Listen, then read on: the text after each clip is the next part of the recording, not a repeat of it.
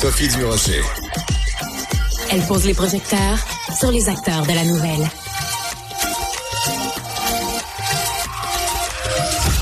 Alors, vous vous souvenez de la fameuse phrase d'Yvon Deschamps, les unions, qu'est-ce que ça donne? Mais Marc Boilard, lui, se demande le débat des chefs, qu'est-ce que ça donne? Est-ce que tu trouves, qu'est-ce que tu penses de mon imitation d'Yvon Deschamps, toi qui es agent d'humoriste? Et le propos et l'imitation sont tout à fait à point, donc je te félicite. Bravo. Tellement un menteur. Quoi? Ben, c'était pas bon pantoute. Je l'avais pas du tout. OK, ben, je recommence. Comme un prof m'a déjà dit, ta note, c'est D, mais pour l'effort, je te donne D+. Alors, quand même. Ah, OK. Moi, quand j'étais jeune, les professeurs, ils disaient E pour effort. Oui. Je te donne E parce que tu as quand même bien travaillé. C'est fantastique. E pour effort. Bon, alors, débat des chefs, ça sert à rien d'après toi? Ça sert à rien, absolument rien. Je vais te le démontrer. D'ailleurs, je te fais une prédiction, donc on va s'en reparler quand on se voit le prochain coup qu'on se jase. Ce soir, contrairement à l'opinion populaire, il va y avoir des gros chiffres d'audience pour le débat. C'est-à-dire que le hockey va avoir un effet de vortex. Les gens qui écoutent le hockey vont dire pourquoi pas, tant qu'à être rivés devant la télé dans 60 minutes, pourquoi on n'écouterait pas le débat des chefs? Donc il va avoir un débat. Oui, il va y avoir beaucoup d'écoute entre 6 et 7, parce qu'à 7 heures, le hockey commence, puis là, tout le monde va s'en aller. Voilà. OK. Juste 2 minutes, là. Qu'est-ce que tu penses de ça? Est-ce que tu trouves que c'est exagéré d'avoir devancé le débat juste parce que à cause de la Sainte Flanelle? Non, pas du tout. Au contraire. Parce que si tout le monde faisait ça, la vie se porterait mieux. Si tout le monde comprenait qu'à un moment donné, c'est d'ailleurs mon sujet. Le but dans la vie, là, c'est toujours qu'il y ait une communication. C'est beau de dire c'est le contenu, c'est les idées, etc. À un moment donné, ça prend une communication. La politique, Sophie, c'est 2 choses. C'est pas un programme, c'est faux. La politique, du moins en faire, c'est de la communication puis de la psychologie. Les gens, c'est pas vrai qu'ils regardent le programme puis qu'ils se disent voici ce qui est. C'est complètement faux. À un moment donné, ça vient chercher des trucs, ça résonne en toi. Ok, c'est un geste qui est beaucoup plus émotif qu'on pense, même si les gens disent non, moi j'ai voté avec ma tête. Alors moi, je prétends que le débat de ce soir, comme tous les débats politiques, ils servent à rien. Je suis pas contre qu'ils se fassent. Moi, les débats, j'adore ça. On en fait souvent. Je te dis juste que ça sert à rien. Si on pose la question, c'est quoi la finalité d'un débat? Qu'est-ce qu'on répond habituellement? C'est d'exposer ses idées. Oui. Et évidemment, mais c'est pas vrai. La finalité d'un débat, c'est convertir des électeurs qui allaient pas voter pour toi. Il y a rien d'autre. Les indécis, oui. Alors, c'est l'autre point après, tu me devances, bravo. Pardon. C'est les indécis qu'il faut... Non, mais c'est parfait. C'est les indécis. Si on suit cette logique-là de dire ça donne rien de faire un débat où à la fin, tout le monde qui t'a écouté était déjà de ton côté ou pas de ton côté, puis ça n'a pas changé.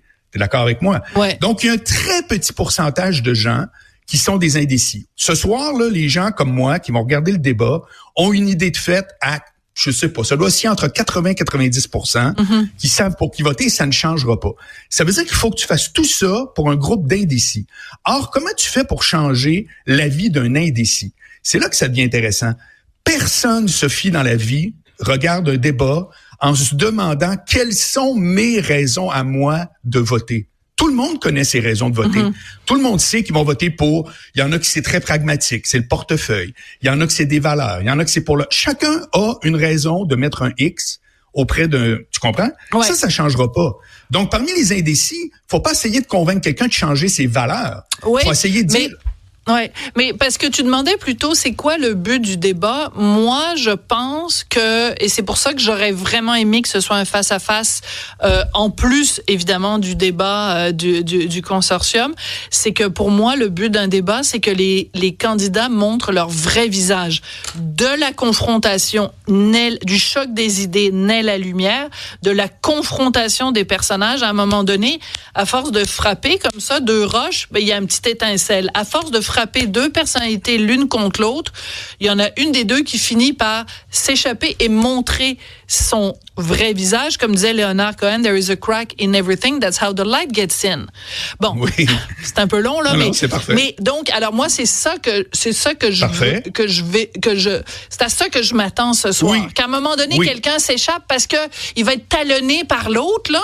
Puis qu'à un moment donné, un mot s'échappe, là, on va dire, OK, là, tu viens de me montrer le vrai Pierre, le vrai machin, le vrai Marc, le vrai Yves-François. Alors, je comprends très bien et je suis entièrement d'accord avec toi du côté de l'électeur. Moi, je te parle à quoi ça sert pour les partis. D'accord. Il faut que tu convertisses. Ben oui, c'est toute la différence, tu fais bien de préciser. C'est-à-dire, comme électeur, tu veux avoir un éclairage maximal. Mais la réalité, c'est que si t'es dans les partis, si t'es le chef qui est là, tu veux, je le répète, convertir. Prends l'exemple, je vais donner un exemple. Le Parti vert, il est où aujourd'hui? Ben, il est nulle part, puis surtout, il sera pas là ce soir. Exactement. Mais pourquoi il est nulle part? C'est que je m'excuse, mais si tu retournes quelques élections en arrière, auprès de la jeunesse, entre autres, c'est un parti qui avait le vent d'un voile. C'était le parti de l'écologie, c'était la priorité absolue, etc. Tout à coup, ça disparaît, boum. Pourquoi? Parce que les autres partis se sont emparés aussi de l'écologie. Ils ont déshabillé leur adversaire. Aujourd'hui, il est rendu tout nu. Donc, c'est ça exactement mon point. C'est que soir, il va falloir voir si... De la même façon que Mark Carney a un peu déshabillé Poilièvre en lui volant, entre guillemets, en lui retirant des bons pans quand même de son programme, des thématiques, exactement. etc. Ouais. Le parti, tout le monde s'accorde à dire que lorsque Mark Carney est arrivé, on n'était pas avec le même parti libéral que Justin Trudeau. On est littéralement dans un parti qui s'appelle le Parti libéral. Mais on peut penser que cet homme-là l'a amené, à tort ou à raison, la politique c'est que de la perception, qu'il l'a amené ailleurs. Donc c'est exactement mon point. Donc si on regarde l'entonnoir, c'est-à-dire on sait que ce soir, la majorité des gens, leur idée est faite, il faut convertir des indécis. Est-ce que c'est, et c'est mon autre point, est-ce que c'est à coup d'engueulade? Est-ce que tu penses que quand il y a une prise de bec, c'est autre chose qu'un show? Non. Parce qu'à ce moment-là, quand tu es en train de t'engueuler pour défendre ton point, au lieu de dire, Monsieur Poilièvre, je suis très, très content que vous abordiez le sujet de rationaliser les dépenses du gouvernement, on pense comme nous. C'est la même affaire. C'est juste qu'on n'a pas la même façon de travailler. Nous autres, ce qu'on propose, c'est pas comme vous. Nous autres, on propose telle affaire. Ben, ce type de déshabillage-là, moi, je l'entends jamais. J'entends jamais les débats faits avec cette finesse-là. Tout ce que je vois, c'est, moi, je vais le peinturer dans le coin. Et là, pendant ce temps-là, tous les acquis, tout le monde font là, oui, regarde comme il a dit. On s'en fout de toi. Tu votais déjà pour un ou pour l'autre. Oui, tu me suis? C'est exactement ça. Moi, je pense que le débat de ce soir ne changera pas grand-chose. Ce qui change énormément, c'est les publicités. Comme par exemple, quand tu vois quelqu'un de percutant et de pertinent comme Léa Streliski qui fait une publicité avec Mark Carney et qui lui pose des questions, comprends-tu, qui rentrent dans le dash, là, puis qui nous font rire en plus, parce que c'est une excellente humoriste hilarante, là, tu sens que le vent tourne.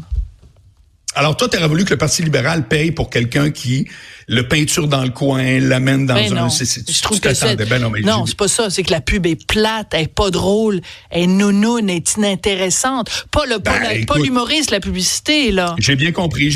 Non, mais des fois, il y a des gens qui prennent mes propos et qui les tordent. J'ai bien compris. Ça arrive des fois. Ouais. Oui, je sais. Alors, bref, mais on reste dans le même sujet. C'est-à-dire que, au final, ça prend un vote de plus.